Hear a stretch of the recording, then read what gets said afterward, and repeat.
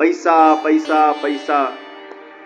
પૈસો મારો પરમેશ્વર, દુકાન મારું મંદિર, હિસાબના ચોપડાઓ મારી પોથી, પૈસા ગણવા મારા જપ, છોકરા છૈયા શાલિગ્રામ, તો સેવા કોણી કરું? પૈસો મારો પરમેશ્વર. એના જીવનમાં એનું કેન્દ્ર, એનું centre of mind is only money money money and money. પૈસો હોવો જોઈએ. ક્યારે એવું ન કહેવાય કે પૈસાનો આપણે તિરસ્કાર કરીએ છીએ કે પૈસો ન હોવો જોઈએ. એ સાધન છે. ગાડીને ચલાવવા માટે પેટ્રોલ હોવું જોઈએ. પેટ્રોલ વગર ગાડી ન ચાલે.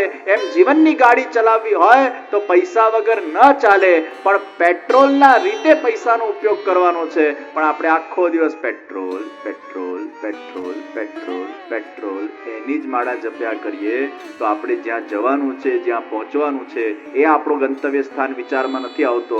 આખો દિવસ પેટ્રોલ પેટ્રોલ પેટ્રોલ પેટ્રોલ. જેનું કેન્દ્ર પૈસો છે એ પૈસાને કેટલો પણ પામશે પણ પીસ નહીં પામી શકે. પૈસો પામશે, પીસ નહીં પામે. અને આ દુનિયામાં ખોટી કહેવત છે કે પૈસો શાંતિ આપે છે. કોણે કીધું? આ દુનિયામાં જો પૈસો જ શાંતિ આપતે તો આ વિશ્વના બધા જ કરોડપતિઓ શાંત હોતે, સુખી હોતે. એ લોકોના જીવનમાં કોઈ સમસ્યા જ ન હોતે, કોઈ દુઃખ જ ન હોતે. પણ એવું નથી હોતું. આ દુનિયામાં ભગવાન ક્યારે પણ કોઈને પૂર્ણ સુખી નથી બનાવતો અને ભગવાન ક્યારે પણ કોઈને પૂર્ણ દુઃખી નથી બનાવતો. ભગવાન ક્યારે પણ કોઈને પૂર્ણ પરિપૂર્ણ નથી બનાવતો અને ભગવાન ક્યારે પણ કોઈને પૂર્ણ અપૂર્ણ નથી બનાવતો. કોઈના જીવનમાં પૂર્ણતા અગર છે, એક એવી અપૂર્ણતા ભગવાને આપી છે, એકના કારણે જેટલું છે બધું ધોવાઈ જાય છે. 32 દાંતમાંથી એક દાંતરું જાય ને તો જીબડું ત્યાં જ જાય. 31 નો અનુભવ ન હોય. ये हमारे दुनिया का नियम है. जो है उसका एहसास नहीं, जो नहीं उसका गम, जो है उसका एहसास नहीं, जो नहीं उसका. આ મનુષ્યનો સ્વભાવ છે. આ દુનિયામાં કોઈ પૂરો સુખી નથી ને કોઈ પૂરો દુખી નથી.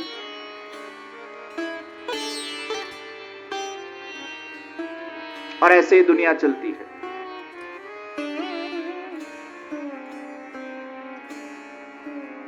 કંઈક તો ભગવાન એવું લીકેજ આપશે જ. તો પૈસો એ પીસ નહીં આપે. આઈક્યુ, ઈક્યુ, ખૂબ તમે ભણો, ડિગ્રી પ્રાપ્ત કરો, ખૂબ સારું તમારા પાસે આઈક્યુ છે, પણ અગેન આઈક્યુ પીસ નહીં આપે. સારું ઈક્યુ છે, ઇમોશનલ કોશન્ટ, પીસ નહીં આપે. સ્પિરિચ્યુઅલ કોશન્ટ જ તમને પીસ આપશે. એટલે આઈક્યુ ને ઈક્યુ ના સાથે આપણા અંદર એસક્યુ સારો હોવો જોઈએ. અને એસક્યુ જેટલો તમારો સારો હશે તો એનાથી તમને પીસ મળી શકશે. તો ઘણા બધા લોકોનું કેન્દ્ર પૈસો છે, અમુક લોકોનું કેન્દ્ર પ્રતિષ્ઠા છે, અને અમુક લોકોનું કેમ કામ છે, ભોગ છે, મનોરંજન છે. એમને બસ મનોરંજન કરવું ખૂબ ગમે. કામ, લસ્ટ એમાં જ પડેલા હોય, ભોગ જ કર્યા કરે. જ્યાં નવરા પડે ને ભોગની યાદ આવે. તમારે તમારા જાતનું પરીક્ષણ કઈ રીતે કરવાનું કે તમારું કેન્દ્ર શું છે? તમે જ્યાં ફ્રી પડ્યા એ વખતે તમારા અંદર કયા વિચારો આવે છે એ તમારું કેન્દ્ર છે. તમે નવરા પડ્યા તો તમને કઈ લખવાની ઈચ્છા થાય છે, નવરા પડ્યા તો બુક વાંચવાની ઈચ્છા થાય છે, નવરા પડ્યા તો ડાન્સ કરવાની ઈચ્છા થાય છે, નવરા પડ્યા તો ગાવાની ઈચ્છા થાય છે, નવરા પડ્યા તો ટીવી જોવાની ઈચ્છા થાય છે, નવરા પડ્યા તો ખાવાની ઈચ્છા થાય છે, નવરા પડ્યા તો તમારા અંદર કામ, લસ્ટ જાગૃત થાય છે, ભોગ કરવાની ઈચ્છા થાય છે. નવરા પડો અને એ વખતે એ ક્ષણોમાં તમારા અંદર કયા વિચારો આવીને આસીન થઈ જાય છે સમજી લેવું એ તમારું કેન્દ્ર છે. કારણ કે માણસ જ્યારે વ્યસ્ત હોય ત્યારે તો ક્યાંક જોડાયેલો હોય છે. જ્યાં નવરો પડે એટલે જ કીધું ખાલી દિમાગ શૈતાન કા ઘર. એકલો માણસ યા તો યોગી બની શકે યા તો ભોગી બની શકે, પણ જ્યાં એ માણસ ખાલી પડ્યો એ વખતે એના અંદર શું ભરાયું એ મહત્વનું છે, અને એ તમારું કેન્દ્ર છે. અગર તમારું કેન્દ્ર પૈસો છે, અગર તમારું કેન્દ્ર યશ છે, અગર તમારું કેન્દ્ર કામ છે, તો સમજી લેજો તમારા અંદર અશુદ્ધ વિચારોની ભૂમિકા કઢાયેલી છે. પણ અગર તમારા અંદર સત્ય છે, સત્ય એટલે પરમાત્મા, તમારા અંદર શુભત્વ છે અને તમારા અંદર સુંદરત્વ છે. સુંદરતા એટલે બાહ્ય સુંદરતા નહીં, દરેક જગ્યાએ સુંદરતાને જોવાની ટેવ, સારાઈને જોવાની ટેવ, સારાઈ તરફનો દૃષ્ટિકોણ, આ ત્રણ અગર તમારું કેન્દ્ર છે તો સમજો કે તમારા અંદર સારા વિચારો છે. દરેક વ્યક્તિએ પોતાના મનનું પરીક્ષણ કરવાનું છે કે એનું કેન્દ્ર શું છે. ગાંધીજીનું કેન્દ્ર અહિંસા હતું. એ ડગલે ને પગલે અહિંસાનો વિચાર કરતા, નવરા બેસો તોય અહિંસાનો વિચાર કરે, એના અંદર બીજો વિચાર જ ના આવે. એ ક્યારે હિંસક વિચાર કરી જ ન શકે, એનું કેન્દ્ર અહિંસા છે. એકવાર ગાંધીજી જ્યારે રોજ સવારે ઉઠતા અને ગરમ પાણી એમાં લીંબુ ને મધ નાખીને પીતા. બધાએ પીવું જોઈએ સવારે ઉઠીને ગરમ પાણીમાં લીંબુ મધ, વિટામિન સી મળી જાય. Honey is good for health. અને ગરમ પાણી તો આમે ચરબી ઘટાડે. ચરબી ઘટાડવા માટે શ્રેષ્ઠ ગરમ પાણી, ચરબી વધારવા માટે શ્રેષ્ઠ ઠંડુ પાણી. ઘણા લોકો એટલી બધી ડાયટિંગ કરે, એટલું બધું એક્સરસાઇઝ કરે, એટલી બધી મહેનત કરે, પણ ઠંડુ છોડી શકતા નથી. ઠંડુ ના છોડે એટલે ચરબી વધ્યા જ કરે. તો જેને ખરેખર ચરબી ઘટાડવી છે એને નિત્ય ગરમ પાણીનું સેવન કરવું જોઈએ. અક્ષીર છે ચરબી ઘટાડવા માટે ગરમ પાણી, અને તમારા વેટને મેન્ટેન કરે છે. જ્યાં ઠંડુ પાણી આવ્યું એટલે ચરબીના થરને વિશિષ્ટ રૂપે જામવા દેશે. ખાતી વખતે મધ્યમાં પાણી છે આપણા ત્યાં. પ્રાણાય સ્વાહા, પાનાય સ્વાહા, વ્યાનાય સ્વાહા, ઉદાનાય સ્વાહા, સમાનાય સ્વાહા. મધ્યે પાણીયમ, મધ્યમાં પાણી, એ બે ઘૂંટડા પાણી. પછી પાછા પુનઃ પ્રાણાય સ્વાહા, પાનાય સ્વાહા, વ્યાનાય સ્વાહા, ઉદાનાય સ્વાહા. મધ્યમાં પાણી. ઘણા લોકો બોટલ લઈ જ બેસતા હોય, એટલું સ્પાઈસી ખા કરે, આખી બોટલ ખાલી કરી નાખે. હવે તમે ખાવાના સાથે આટલી બધી બોટલ પાણી પી જાઓ એટલે પછી એ ચરબીનો થર જામે, જઠરાગ્નિને શાંત પાડી દે. બહુ પાણી પીવાથી અગ્નિ શાંત થઈ જાય એટલે પછી જે ખાઓ એ પચે જ નહીં, એટલે પછી તમારા અંદરની અવ્યવસ્થાઓ ઊભી કરે. તો ભોજન વખતે ઓછું જળ, ભોજનના 1 કલાક પછી તમે પાણી પીઓ. પણ ભોજન વખતે જો બાટલા બાટલા ઉતારી જશો, આ રીતે જ મોટાપો વધે, આ રીતે જ ઉદરનો વિકાસ થાય, આ રીતે જ વ્યક્તિ વિશિષ્ટ રૂપે સમૃદ્ધ બને શારીરિક રીતે. ગરમ પાણી, ગાંધીજી ગરમ પાણી, એ વરાળ નીકળતી એમાં. તો એકવાર પેલા એમના કોઈક સેવકે ઢાંક્યું નહોતું અને ખુલ્લી વરાળ નીકળતી હતી. 5-10 મિનિટ પાણી ખુલ્લું હશે. ગાંધીજી ખખડાયો પેલાને, કેમ ભાઈ ખુલ્લું કેમ મૂક્યું? એટલે સેવકને એવું લાગ્યું કે ખુલ્લું મૂકવાથી પેલા અંદર કચરા વચરા પડી જાય, એટલે ગાંધીજી કહેતા હશે આ મારી ભૂલ થઈ ગઈ, મને યાદ નહીં રહ્યું, આપની વાત સાચી જ, ખુલ્લું ન રાખવું જોઈએ, ખુલ્લું રાખીએ તો કચરો વચરો પડી જાય. ગાંધીજી કે ના, મારો કહેવાનો તાત્પર્ય એ નહોતો, કચરો પડે ઠીક છે, પણ ખુલ્લું તે રાખ્યું ને એની જે વરાળ નીકળતી હતી એમાં વાતાવરણના કેટલા કીટાણુઓને નુકસાન પહોંચ્યું, એટલે ખુલ્લું નહોતું રાખવાનું. આ અહિંસક વિચાર. वो 10 मिनट भी वो खुला रहा, उसमें किसी को नुकसान पहुंचे અને કોઈને જરાય નુકસાન ન પહોંચે આવી વિચારધારા એકલા શરીરથી નહીં પણ વાણીના માધ્યમથી પણ, મનના માધ્યમથી પણ, તમારા સ્વરૂપના માધ્યમથી પણ કોઈને નુકસાન ન પહોંચે આવી વિચારધારા, એ અહિંસક વિચારધારા, એ એમનું કેન્દ્ર. રવિન્દ્રનાથ ટેગોરનું સૌંદર્ય કેન્દ્ર હતું. એ સુંદર વસ્તુના પૂજારી. કોઈ પણ સારી વસ્તુ હોય એને ગમે. સુંદરતા उसको इतनी प्रिय थी. પણ એમની સુંદરતા એટલે એવી નહીં કે કોઈ પણ આકર્ષણીય વસ્તુ હોય ને એમાં વસ્તુ બની જાય, એવું નહોતું. સુંદર વસ્તુ એમને ગમતી. અને સુંદરતાથી ખાલી શારીરિક સંબંધ નથી હોતું.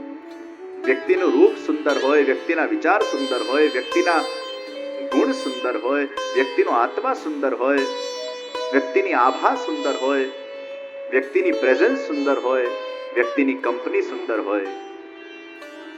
सुंदरता का अर्थ यानी केवल शुष्क भौतिक आकर्षण का विषय नहीं है. सुंदरता यानी हर एक के अंदर अच्छाई देखना. तो हमारा केंद्र क्या होना चाहिए? सत्य यानी परमात्मा, शुभ और सुंदर. આ ત્રણ જેનું કેન્દ્ર બની જાય અને તમારા ખાલી સમયમાં તમને એવા વિચારો આવ્યા કરે, નવરા પડીએ અને પછી કોઈના નિંદા કરવાના વિચાર આવે એટલે અશુદ્ધિ છે. પણ નવરા પડીએ અને કોઈકની સારી વાતોને યાદ કરીને એને વાગોડવાનું મન થાય, સત્સંગમાં શ્રવણ કરેલા વિષયને વાગોડવાનું મન થાય, કોઈકની સારાઈને વિચારવાનું મન થાય. આ પ્રમાણે જ્યારે તમારા અંદરની એક વ્યવસ્થા ગોઠવાય ત્યારે સમજો તમે રાઈટ ટ્રેક પર છો. પણ અગર તમારા અંદર ધન, યશ અને કામ આના વિચારોનું અતિક્રમણ થાય છે, નિશ્ચિત ધનની જરૂર છે, યશની જરૂર છે, કામની જરૂર છે, પણ એના જરૂરિયાત કરતા પણ અગર એનો ઉપયોગ થવા લાગે ત્યારે એ વસ્તુ પોઈઝન થાય છે. ગોળી ખરાબ નથી પણ 10 ગોળી એક સાથે લો ત્યારે પોઈઝન બને છે. એમ ભોજન પણ ખરાબ નથી પણ અતિ ભોજન એ ખરાબ બની જાય છે. એમ યશ, ધન કે કામ ખરાબ નથી, અતિશય જ્યારે વ્યક્તિ એનો વિચાર કરવા લાગે ત્યારે પોઈઝન બની જાય છે અને તમારા માનસને વિકૃત બનાવી નાખે. तो हमारी दृष्टि सत्य, शुभ और सुंदर तरफ. दरेक जग्याए सारू જોઈએ. હું નિશ્ચિત માનું કે આપણા મનમાં વેસ્ટ આવે ના આવે એવું નથી. આપણે હ્યુમન બીંગ્સ છીએ. આપણા સાથે કોઈ ખોટું કરે પછી આપણે ચૂપ બેઠા રહીએ એવું બને, અને એના માટે સારો જ વિચાર કરીએ એવું બને, એવું ન થાય. કોઈ આપણા સાથે દગો કરે, કોઈ આપણું અપમાન કરે, કોઈ આપણા સાથે ખોટું કરે, કોઈ આપણો વિશ્વાસઘાત કરે તો આપણે હ્યુમન બીંગ છે, આપણને ગુસ્સો આવે, આ વગર રહે નહીં.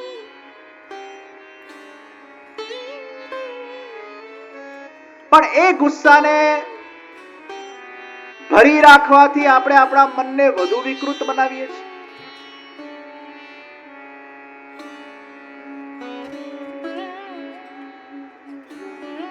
બોડીમાં જેમ વેસ્ટ હોય મનમાં વેસ્ટ હોય, એને કાઢવું તો પડે જ. બોડી વેસ્ટને આપણે એકાંતમાં કાઢીએ છીએ, સીધું ગટર લાઈનમાં જતું રહે છે. તો મનના વેસ્ટને પણ એકાંતમાં કાઢવું પડે અને સીધું ડ્રેનેજમાં જતું રહેવું જોઈએ.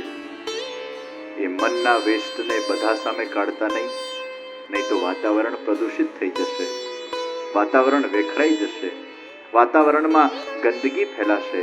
અરે આપણા ઘરમાં કોઈ આવીને કચરો નાખે એ આપણને જરાય પસંદ નથી, તો આપણા મનમાં કોઈ કચરો નાખી જાય એ આપણને કઈ રીતે પસંદ પડે?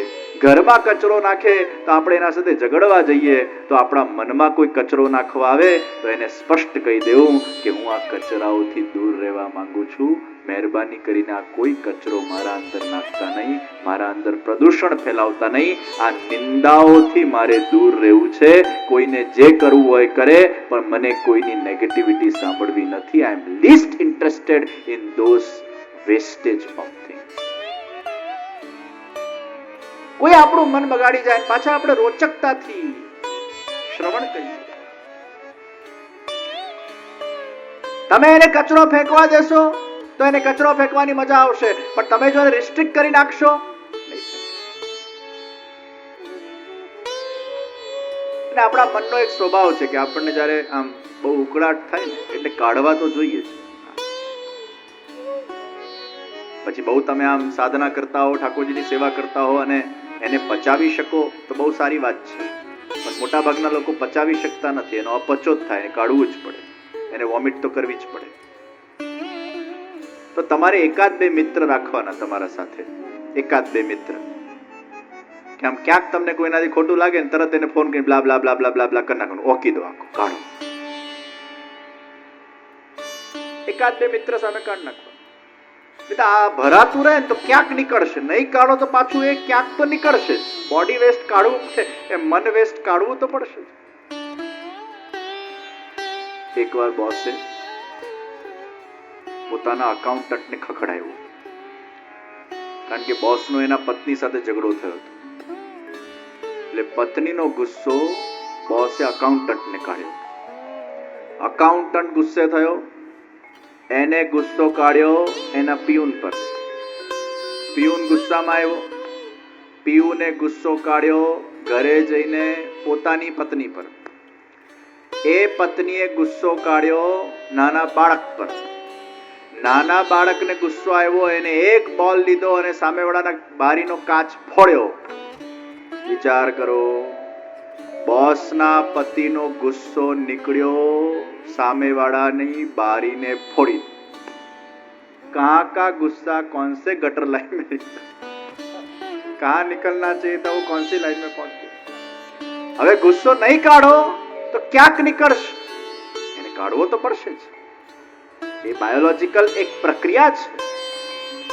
તો તમારે યા તો પચાવતા એને શીખવું જોઈએ, અને યા ન પચે તો પછી તમારા એકાદ બે અંગત મિત્ર કે જે તમને સમજે અને તમે એને સમજો, જેના સામે તમે બધી વસ્તુ કહી શકો, શેર કરી શકો. એકાદ મિત્ર એવો રાખવાનો કે તમારા મનમાં કોઈના પણ માટે ગુસ્સો આવ્યો એને ઠાલવું. પણ એ મિત્ર એવો હોવો જોઈએ કે સીધો ડ્રેનેજ લાઈનમાં જતું રહેવું જોઈએ, એને પચાવી શકે. પછી એ પાછો 10 જગ્યાએ જો કેતો ફરે તો તમે પ્રદૂષણ વધારે ફેલાવ્યું. આ નિંદા કરવા વાળા લોકોને મારે કહેવું છે કે બોડી વેસ્ટ ને આપણે જાહેરમાં નથી કાઢતા તો મનના વેસ્ટ ને પણ જાહેરમાં કાઢવું જોઈએ નહીં. એ વાતાવરણને દુર્ગંધિત કરે છે. એને એકાંતમાં કાઢો. આપણું મન છે એને શુદ્ધ તો રાખવું જ પડશે. તો નકારાત્મક વિષયોમાં આપણી રુચિ ક્ષીણ બને અને ત્યારે જ જઈને આપણું અંતઃકરણ શુદ્ધ બનશે. આ નિંદાઓમાં, ઈર્ષામાં, દ્વેષમાં, ભલે આપણા સાથે કોઈ ખોટું કર્યું હોય, આપણને ગુસ્સો આવે, પણ છતાંય આપણે એને સ્વીકારીને એને અન્ડરસ્ટેન્ડ કરીએ, એને એના રીતે લડત આપીએ. પણ એના વિચારથી આપણા મનમાં અશાંતિ પ્રગટ થાય એટલે એનો અર્થ એ થયો કે તમારા અંદર ઈર્ષા અને દ્વેષ એ તમને જ પોતે અશાંત કરે છે, તમારા જ મનને વિચલિત કરે છે. તો આપણે એવી ઈર્ષા શું કામ રાખવી, એવો દ્વેષ શું કામ રાખવું જે આપણને જ અપ્રસન્ન કરતું હોય. એને તો કોઈ ફરક નથી પડતો, ફરક આપણને પડે છે. જ્યારે વિચારોમાં કોમળતા આવે, જ્યારે વચનોમાં કોમળતા આવે, જ્યારે વ્યવહારમાં કોમળતા આવે, જ્યારે વર્તનમાં કોમળતા આવે, એ અંતઃકરણ એનું શુદ્ધ બને. એના વિચારોમાં સુંદરતા, એના વિચારોમાં શુભત્વ, એના વિચારોમાં સત્ય જ્યારે પ્રગટ થાય છે, એ હરિનો રસ સમાવા લાગે છે. ગંગામાં કદાચ ગટર નાખો તો ગટર ગંગા બને, પણ ગટરમાં ગંગા નાખો તો ગંગા ગટર બને. આપણું અગર અંતઃકરણ અશુદ્ધ હશે, અંતઃકરણ વિકાર વાળું હશે, અંતઃકરણ મલિન હશે, એમાં કેટલું પણ ગંગાજળ રૂપી સત્સંગ નાખશો, એ અંતઃકરણ પણ એ સત્સંગને કદાચ ઝીલી નહીં શકે. પણ અંતઃકરણની શુદ્ધિ કરીને જ્યારે સત્સંગ સેવાને સ્મરણ થાય ત્યારે ક્યાંક ને ક્યાંક એ હરિરસ અનુભૂત થતું. અરે તાવ આવ્યો હોય, એમાં કેટલી સ્વાદિષ્ટ સામગ્રી તમે ખાઓ, કડવી જ લાગે, પણ સ્વસ્થ હોઈએ ને એ સ્વાદિષ્ટ વસ્તુ ખાઈએ તો એનો આનંદ આપણે, એનું લુફ્ત આપણે ઉઠાવી શકીએ. मिठास के तरफ हमारा दृष्टिकोण रखें. स्वीकार स्वीकार स्वीकार और स्वागत का दृष्टिकोण रखें. પછી જો જીવનમાં કેવી પ્રફુલ્લિતતા આવે છે.